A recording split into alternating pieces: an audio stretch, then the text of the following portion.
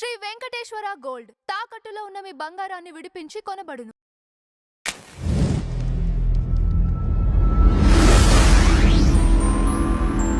Madam నమస్కారం. నమస్తే అండి. Trivikram Srinivas cinema God of war cinema వల్ల ఇటు జూనియర్ ఎన్టీఆర్ ఫ్యాన్స్ అట్లనే అల్లు అర్జున్ ఫ్యాన్స్ కొట్టుకుంటున్నారు సోషల్ మీడియా వేదికగా. మరి ఇప్పుడు ఆయన వ్యాఖ్యల పైన అలానే ఆ ఇద్దరు అభిమానులకి సంబంధించి వాళ్ళు ఆ సోషల్ మీడియాలో వార్ గురించి మీరేమంటారు? అంటే గాడ్ ఆఫ్ వార్ అని ఒక పురాణాలను బేస్ చేసుకుని ఒక సినిమా తీస్తున్నారు త్రివిక్రమ్ శ్రీనివాస్ అని మనకు తెలిసింది. అయితే త్రివిక్రమ్ శ్రీనివాస్ జూనియర్ ఎన్టీఆర్ని ఏమీ సంప్రదించలేదు ఇంకాను. జూనియర్ ఎన్టీఆర్ పేరు వినబడింది, అల్లు అర్జున్ పేరు వినబడింది. నిర్మాతలు అల్లు అర్జున్ మీద ఎక్కువ మొగ్గు చూపారు. Nothing wrong in it. ఇప్పుడు హీరోయిన్స్కి ఇలాంటి సమస్య రాదు, హీరోలకి ఎందుకు వస్తుంది? ఇప్పుడు హీరోయిన్స్ మీరు చూడండి, ఫస్ట్ ఫలానా హీరోయిన్ అంటారు, కాదు మళ్ళీ ఈ హీరోయిన్ అంటారు, కాదు మళ్ళీ ఆ హీరోయిన్ అంటారు. అంటే అక్కడ రెమ్యూనరేషన్స్, వాళ్ళ అవైలబిలిటీనో, కాల్ షీట్స్, లేదు ఈ సినిమాకి లేదా ఈ హీరోకి ఈ అమ్మాయి అయితే బాగుంటుంది అని అభిప్రాయాలు మారుతాయి. అప్పుడు మరి వాళ్ళ మనోభావాలు దెబ్బతినవా? అందుకని అది కాదు. సినిమా అనేది ఒక నిర్మాతది. నిర్మాత కోణంలో మన సినిమాని చూడాలి.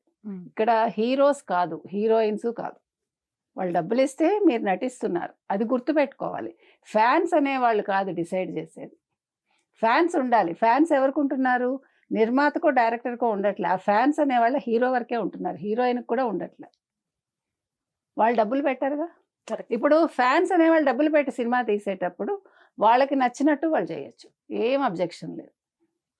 ఈ ఫ్యాన్స్ని పెంచి పోషించేది కూడా వీళ్ళు కాదుగా, హీరోలు కాదు. ఫ్యాన్స్కి ఇష్టమయ్యి వాళ్ళంతటా వాళ్ళు ఫ్యాన్ క్లబ్ పెట్టుకుని వాళ్ళ డబ్బులు వాళ్ళు ఖర్చు పెట్టుకుని వాళ్ళ సమయాన్ని వాళ్ళు వినియోగిస్తున్నారు. సో ఇక్కడ ఎవరు కూడా ఎవరి గురించి కొట్లాడుకోకర్లా. Why you are wasting your time? మీకు నచ్చింది ఆ హీరో సినిమా చూడండి, అంతవరకే. మీరు హైప్ చేయాలనుకుంటే చేయండి, ఖర్చు పెట్టాలనుకుంటే పెట్టండి, మీ డబ్బులు మీరు ఖర్చు పెట్టాలనుకుంటే పెట్టుకోండి.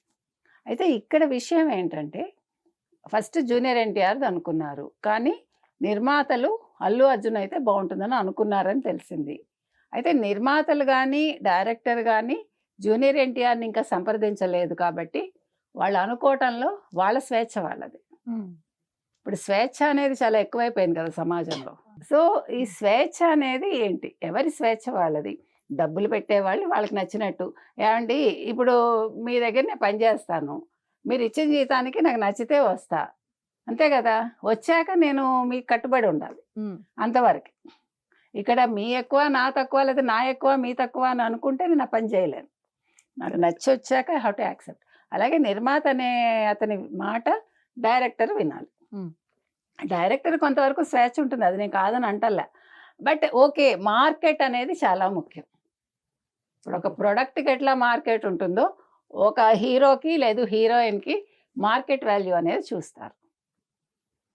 కాబట్టి ఇక్కడ అల్లు అర్జున్ మార్కెట్ బాగుండొచ్చు, మనకు తెలియదు.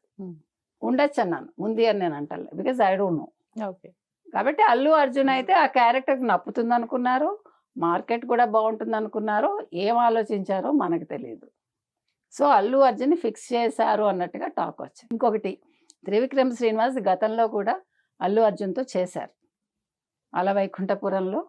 తర్వాత ఇంకోటి ఏంటి, సన్ ఆఫ్ సత్యమూర్తి కూడా తీశారు. సో 2 సినిమాలు హిట్ అయ్యాయి కాబట్టి ఇప్పుడు ఒక హీరో తోటి మీకు కలవచ్చు, కాబట్టి ఇంకోటి హ్యాట్రిక్ చేద్దామని అనుకుని ఉండొచ్చు, అనుకోవచ్చు, మనకు తెలియదు. అలాగని జూనియర్ ఎన్టీఆర్తో చేయరని కాదు, జూనియర్ ఎన్టీఆర్తో హిట్ అవ్వదని కాదు, ఫ్యూచర్లో చేస్తారేమో. కాబట్టి ఇక్కడ నేను చెప్పొచ్చేది ఏంటంటే, వాళ్ళ కోసం ఈ ఇద్దరు ఫ్యాన్స్ కొట్టుకోవడం ఏంటి, అవసరం లేదు. అనవసరంగా టైం వేస్ట్. దేనికోసం కొట్టుకుంటున్నారు, ఎవరి కోసం కొట్టుకుంటున్నారు? వాళ్ళు వచ్చి మిమ్మల్ని ఏమైనా ఆరుస్తారా, తీరుస్తారా? ఇప్పుడు నిజంగా ఆర్చి తీర్చేవాళ్ళు అయితే జూనియర్ ఎన్టీఆర్ వెంటనే ఒక స్టేట్మెంట్ ఇవ్వాలి. ఓకే, నన్నేం సంప్రదించలేదు, వాళ్ళు అనుకుని ఉండొచ్చు, అందులో తప్పు లేదు, మీరు దీన్ని మీరు హర్ట్ అవ్వకండి అని చెప్పాలి. తర్వాత ఇది ఒక పౌరాణిక బేస్గా అని అంటున్నారు. పౌరాణిక బేస్గా అంటే ఈ మధ్యకాలంలో ఒక తెలుగు ఇండస్ట్రీనే కాదు, హిందీ, ఈవెన్ అవతార్ 3 అన్నీ పౌరాణికం బేస్ చేసుకుని, అది కూడా భారతీయ పురాణాలను ఆధారంగా సినిమాలు తీస్తున్నారు. నాకు దేవుడి మీద అంత నమ్మకం లేదన్న ఆ డైరెక్టర్లు తీస్తున్నారు, నమ్మకం ఉంది అని చెప్పే డైరెక్టర్లు తీస్తున్నారు, ఏ స్టేట్మెంట్లు ఇవ్వని డైరెక్టర్లు కూడా తీస్తున్నారు. ఇప్పుడు అవతార్ 3 తీసిన అతనేమి హిందూ కాదు, కానీ వాళ్ళ సినిమాలకి మన కంటెంట్ పనికొస్తుంది అంటే అది మీకు మార్కెట్ వాల్యూ. అక్కడ నమ్మకం కంటే కూడా డబ్బు ప్రధానం, నేను అంటున్నది అది.